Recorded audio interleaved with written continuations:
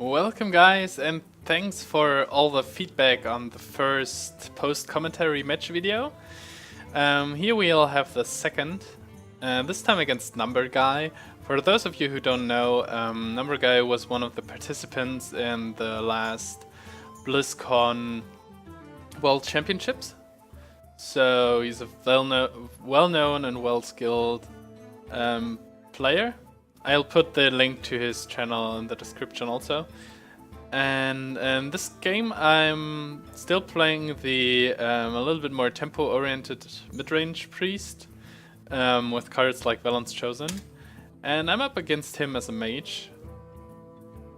And the mulligan decision is actually quite interesting, because I could keep the Northshire Cleric and the Circle of Healing to draw into something like an Injured Blightmaster or Valence Chosen to make the Northshire Cleric really big. I could also keep the Circle of Healing and Orkanai Soul Priest, because that's a little bit like dangerous, because I might get overrun before I can actually pull this off.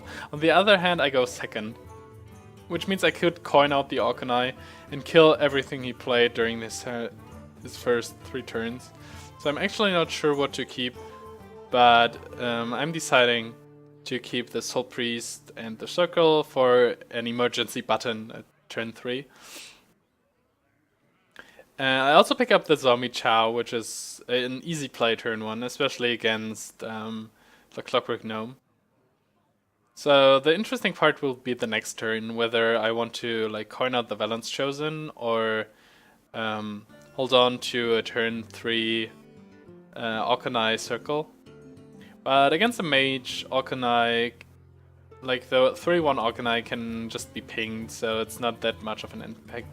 And given that I can kill one of these guys, like I can kill the Clockwork Gnome right away and shield the Chow and heal it, or I can simply coin out the Valence Chosen, making this a 4-7, which is like Injured Blightmaster, and kill the Chow for now, because the Clockwork Gnome isn't that much of a threat, and that's how I approach the situation in this regard.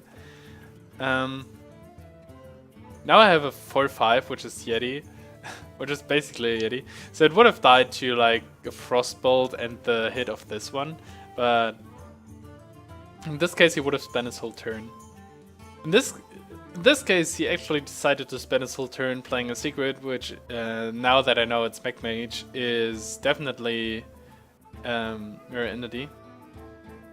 So I don't want to give him my Orkanai Soul Priest next turn, and I want to give him the Northshire Cleric. The Northshire Cleric holds the has the downside of that I can't heal the Zombie Chow right now without giving him a card. But I can kill it the next turn anyways, so I guess the play is to play this, give him a 1-3 for free. Not for free, for 3 mana.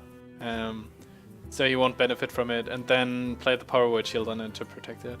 This way it threatens the Clockwork Gnome and might force more removal from his side. And if it eats a Fireball or something, I'm totally happy with that.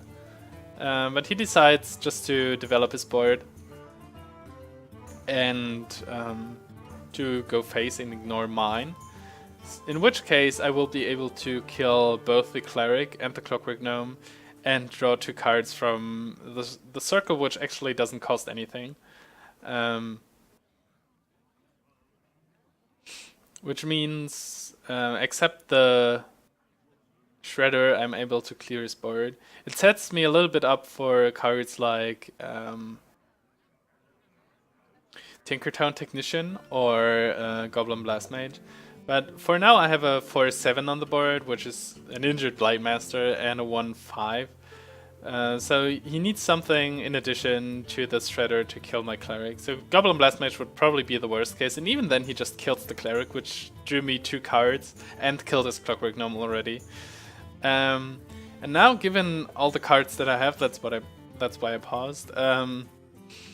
It's probably the best to play the Orkanai, I would say, just to make sure, like, okay. No, actually I want to play the Orcanine next turn because the 4/7 doesn't die. I was about to say because if the Zombie Chow dies, it deals 5 damage also. But that's a way better setup actually. Because a card like Fireball couldn't have killed it.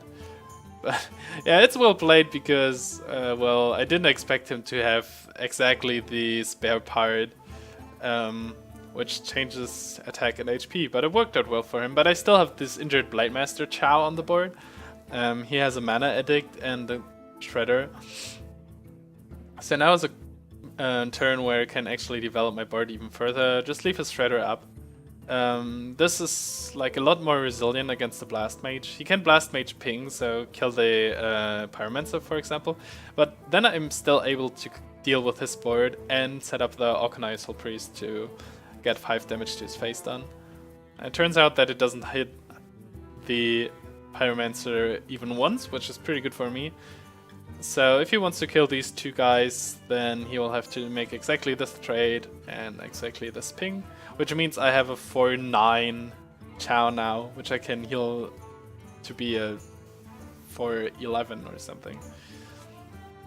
So what I mean is now is the Soul Priest really good because I can kill the Ooze for free and also kill the Blast Mage. So I can deal with this board rather easily and still have a very good board on my side. And if the Chow dies, I'm dealing 5 damage to his face. So overall, that's really good for me at the moment. So I'm feeling quite comfortable. Like even if he plays Dr. Boom right now, I can double trade or something. But he doesn't. He goes for a last attempt to develop his board. But my 4/4 trades with his, deals 5 damage to him. The 2/2 can be killed by my hero power. His 2/1 can be killed by the Orcanine Soul Priest. And then I still have 5 mana to develop my board even further. So his board will be clear by this turn. And I can develop cards like the Sludge Belcher. And even if he plays something like an Archmage Intonitis, one of his cards is spare part. He might get a Fireball, but I can Shadowword Death it. So overall, I'm feeling quite comfortable in my position right now. And the past me is acting like the present me suggested. So his hand has 2 spare parts and 2 cards that I don't know at the moment. With my board being pretty developed at this moment, and well, turns out that he concedes, so his hand was probably a lot worse than I thought it would be. And that's about it for the second post-commentary video against noticeable participants or opponents. Thanks again for all the feedback for my first video against Tice. This was against Numberguy. You can find his channel in my description. And there will be more of these videos to come in the future. So thanks for watching and see you next time. Bye bye.